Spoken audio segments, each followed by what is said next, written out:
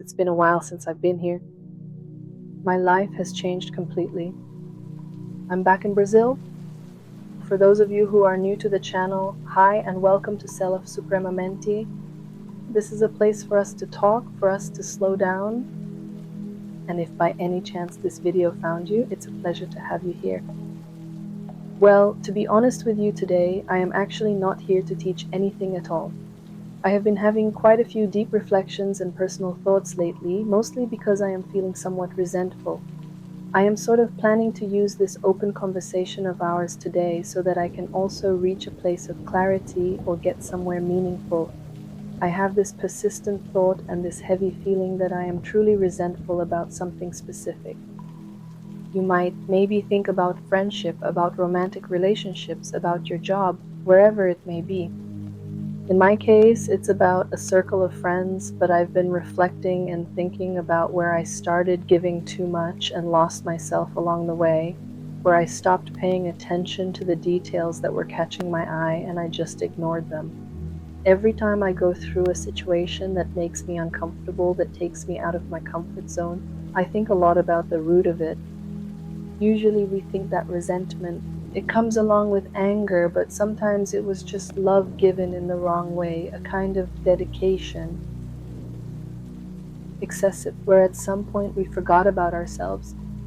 When I found myself in that situation, already saturated and completely fed up with the situation, I simply decided to distance myself from it, from that friendship I found myself in. Even so, since it's something that leaves us resentful, leaves us with that feeling, I couldn't help but think about how I got to that point. At what moment did I stop loving myself? Should I perhaps surrender my own principles just one more time? Should I transform my entire personality to conform to the expectations of others once again? And here, talking to you at the same time, I'm thinking and picturing the situation. But have you ever stopped to think about when we hold on to that resentment towards someone or a situation? Sometimes at work, the boss is getting on your nerves and the job is toxic, that friendship is toxic, and you always change yourself to fit into that environment. To what extent are you setting aside your essence, your personality, just to exist in someone else's life, to have someone in your life, to have a job in your life, or even a romantic relationship? And I did that. I put myself aside, I set my values aside so I could fit into the situation at that moment with someone who didn't even deserve it that much. And I caught myself thinking, why did I put myself in this situation? Was I just feeling lonely? I still don't know. I'm here with you, talking and figuring it out. But the one thing that really gets me is that I always believe we have a filter, and we need to have that filter. And ever since I caught myself deciding and becoming aware that I wanted to become a better person for the people around me, for my friends, I knew I had to filter my feelings very carefully. That's why I think that in moments of reaction, in moments of explosion, we shouldn't make decisions like saying, I don't want you in my life anymore, or I'm going to quit this job. It's not really like that. We need to clear our heads, reflect and understand, chew on it, digest it, and absorb what we were really feeling in that moment. Why? I've always seen it this way, and I even tell my closest friends this, that we have, let's say, 4 lines of reasoning. Is what I'm experiencing a reflection of the trauma?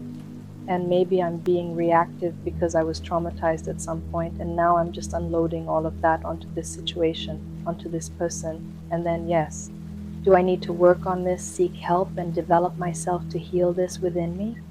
If that's part of my personality, but within that personality, what is truly mine? If it's unacceptable, if someone does it to me, does it go against my values? Or is it something that sometimes I'm just being stubborn, just being difficult, and I can improve, I can give in? Going back a bit with my filter, I think I went too far with giving in, giving in, giving in, giving in. I stopped paying attention to my own values, and as a result, I put myself aside. I stopped loving myself. In the situation in question, and as I mentioned about friendship, it wasn't any kind of trauma. So I was able to identify that, but I didn't really know how to properly weigh whether the things, the situations that were happening, the little details that were happening that went against my values, And I think it got to a point where I exploded. I couldn't take it anymore because nobody is a punching bag and oops. And in the end, man, we shouldn't stop loving ourselves or stop valuing ourselves just to fit in with someone else. And this, which so many times over and over again, we hear when talking to someone on the internet, sometimes we scroll past a video and see someone saying, don't invalidate yourself for someone else, but we still fall for it. Why? Because our filter isn't sharp enough. So what do I need to do to sharpen my filter? To recognize when someone is crossing the line, when someone in those tiny little grains, grain by grain, people start giving off signs. Situations start giving off signs. That horrible, awful, toxic job starts giving off signs. Then why don't we do something about it, from the very beginning?